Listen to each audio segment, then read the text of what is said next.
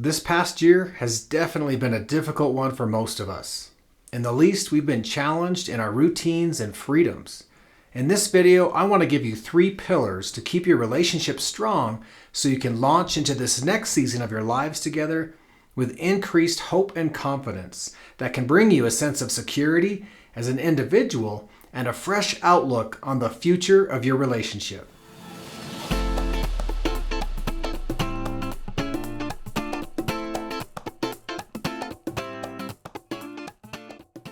For many of us, the world was turned upside down in a way we've never experienced or thought possible.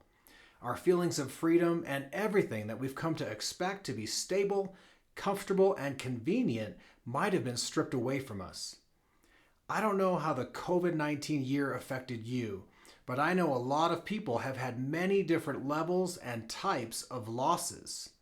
It might have been missing out on certain events, such as a birth of a baby, a wedding, or gathering with loved ones at a funeral. It could have been missed graduation ceremonies, but of course, being unable to connect with family, friends, and neighbors in day-to-day activities. If this season has deeply impacted you or changed your life in some of these ways, I am so sorry. My hope in watching this video is that you can feel stronger and cope better and go to your partner in times of stress and need. And like many more people are doing this year, I hope you will reach out to someone, such as a counselor or other trained professional, to create a personalized plan to help you navigate the days and months ahead. We are all adjusting and grieving. When we hear the word grief, we seem to think of the experience that happens only after someone passes away. But the feelings and experience of grief apply to any type of loss or major transition, a change that we intentionally chose or a change that happened to us. So if you're feeling overwhelmed and finding it hard to get back into the groove and approach life with optimism, then most likely you're among the rest of us who have been through a lot this year. So remember, you are still overcoming uncertainty, difficulties, and just a really strange year. But you're here today. You have persevered. When we see a snow globe, we view a lovely winter scene. You shake it up and the flurry of snowflakes are distributed all over the place. It may look beautiful seeing this in actual handheld snow globe when time seems to stand still and produce a calming environment. But in real life, the flurries that come our way are stressful and unexpected. So when our world was shaken up in 2020, our usual scene that brought us stability and familiarity was overshadowed by our need to simply survive. Thankfully, it seems like the stressors and pressures from last year are easing up a bit. So as the worst of the snow flurries end and you're able to see clearly again, what are you seeing? After your world was shaken up, what still stands? What is marking your foundation for this next season of your life and relationships? As I share these 3 pillars, I want you to think through what matters most in your life. Pillar number 1 is resiliency. Have you taken a moment to evaluate the strength and resiliency that you have? Think of everything you've been faced with in this past year. You endured. Even if everything was turned upside down, you are here, and you have the capability to take steps to really craft a new future. You get to choose how you will live and who you will be around, so you can feel hopeful about where you are and where you're going. It's refreshing to know that you can take back some control and strengthen your sense of peace in these next months and years of your life. You've likely heard the term post-traumatic stress. All of us feel stress after something traumatic has happened, but we may not be as familiar with the term post-traumatic growth. Think of how the traumatic events in 2020 have affected you. How did you adapt? What were the unexpected positive things that came out of this year for you? Maybe some circumstances beyond your control gave you a push to take a leap of faith and make a career change. Maybe this helped you realize that you can really count on your spouse or romantic partner. If these traumatic events brought you closer as a family, was it because all the extra stuff that started to clutter up your life was stripped away? Was there a renewed sense of simplicity that helped you focus on what really matters most in life? Was there anything that you could take away from this crisis that can strengthen you and inform the next stage of your journey? Take some time to think of your sense of resiliency from the past and how you are stronger now. We can become even stronger when we practice healthy ways of coping.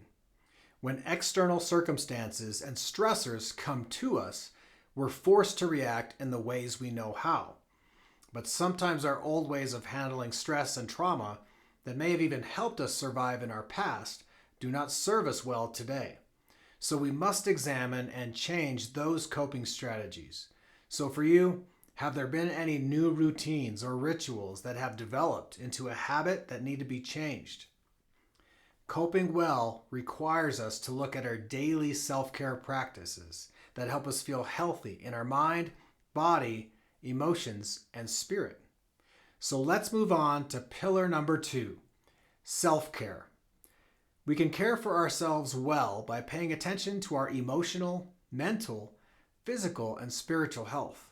How we manage these 4 domains really impacts every area of our life. Starting with our attitude toward the day and our outlook in the week ahead, what we do to care for ourselves is really important. Some of these practices are quite simple. Think of those things that help give you an authentic sense of peace. Is it slowing down to experience nature, looking at the sky, feeling the warmth of the sun or the breeze on your skin, watching kids play together, or cuddling with your pet? And we can't underestimate the power of laying down our electronic devices and lifting our heads up to see the beauty that is around us in nature and in people. Even getting away from the news and any kind of negativity that's right in front of you can make room for the positive things in life. We must examine our emotional health as well. This was certainly an emotional season in our lives. Whether you identified all the feelings you had in this past year or not, you still felt them. How we experience and then express our emotions is really important, as our mind, body, and spirit are interconnected to what we feel. Our feelings impact our thoughts, and our thoughts impact our feelings, which influence our actions. And it helps to share this part of us with those closest to us. When we feel understood by other people, we feel relieved and encouraged. On the mental health aspect, how do you handle your thoughts? Do you need space to be alone and process?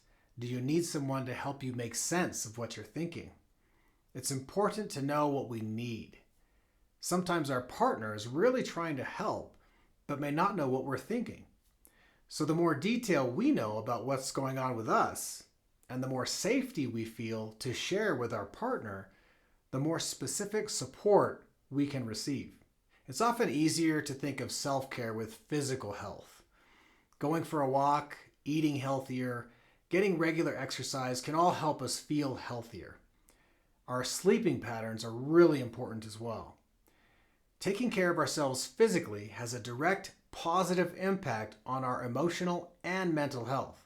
So think about where you are and how you can take some small steps to move around and get the blood flowing so you can enjoy the many health benefits of exercise. And with spiritual health, we have to think of what we hang on to that's bigger than us. This season has prompted many people to lean on God. When we lean on someone bigger than us, we can have a hope that is also bigger than us. A genuine hope means that we're not just wishing for something to start or stop, or for a circumstance to be changed. Going to God means that we can partner with the Creator of all things and have a realistic hope that we're not alone, that we'll be okay, and that there's a bigger plan. And a self-care plan is never complete without fun. We definitely have to get back to making time for fun. So what can you bring back to your schedule that you really enjoyed doing? When we've made plans for a future activity or trip, some kind of fun or relaxation to look forward to, it helps chip away at the stressful or negative thoughts that keep us down in the present. It starts to build our sense of hope when we anticipate that something good is coming. So think of what you can put on your calendar today to enjoy some fun in the coming week. And part of sustaining good health and having fun is including other people in our lives. So that brings me to pillar number 3, social support. Sharing our struggles with a trusted person can be very helpful because when we put words to our pain and give voice to our longings, we are externalizing the struggle and we no longer feel alone. We take isolation out of the equation and it starts to soothe us. So reaching out to people is essential. It can help so much, even if there's only one person you can reach out to who allows you to reveal some of the layers of your pain and your needs. When we have someone who would not judge us if we cried, if our thoughts or spoken fears did not make sense, or if our needs seem petty, we need to engage with that person more. Even if someone can fill that role for the most part, it can ease our stress and pain and sense of being alone. Think about how you and your partner manage these feelings. Can you say you're feeling anxious, that you're afraid? And can you identify what the immediate need is that would help soothe that painful feeling? It's important for your partner to be there for you in that specific way. I want to finish the final minutes of this video by returning to the topic of resiliency, but now share a few thoughts on relationship resiliency. When we first take care of ourselves by practicing regular self-care, coping in healthy ways, and then communicating our feelings and needs with our partner, we strengthen our sense of closeness and security in our relationship. This builds our relationship resiliency. Reflect on how the events in 2020 and even up until today have challenged or threatened you and your relationship. There's no doubt that stress and uncertainty prompts us to lean on people that matter most to us. And if it feels like we cannot go to them in times of need, this can result in a feeling of rejection and abandonment. And when we're left to experience these feelings alone, that elevates the pain associated with these already vulnerable feelings. We want to be able to go to our romantic partner or spouse when we have feelings of fear, when we're overwhelmed, or even when we just feel stressed. We want to make sure that they're approachable. Watching my video on emotional safety will help you learn how you and your partner can approach each other more easily.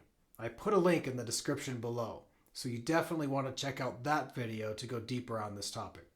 And for the person who finds it very difficult to lean on other people or needs to buffer from others by putting up walls of self-protection, this can create even more loneliness and hopelessness.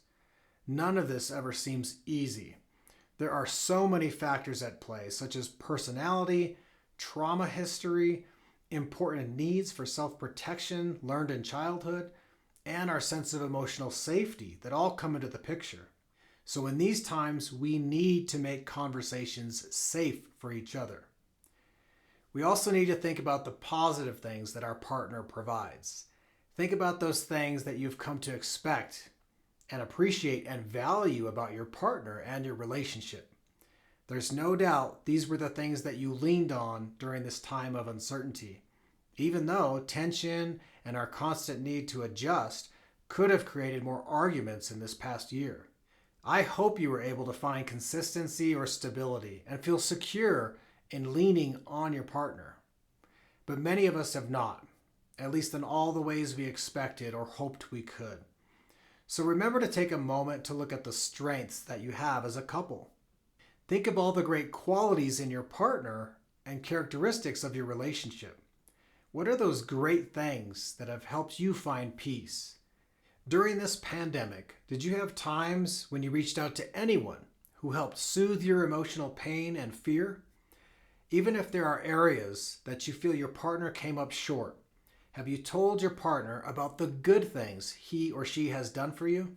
I think we all appreciate a compliment and to know when we're doing something well, especially in this season as we recover and move forward.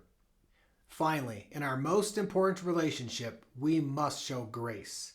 We can do this by serving and loving one another, even when, and maybe especially when, we don't feel like it. Being available and taking time to listen to each other's feelings is so important. This is love in action. and can immediately eliminate our sense of feeling judged by our partner and instead produce instant peace and closeness.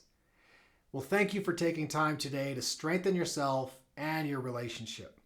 Remember to take extra care of yourselves and each other every day in the important days and months ahead.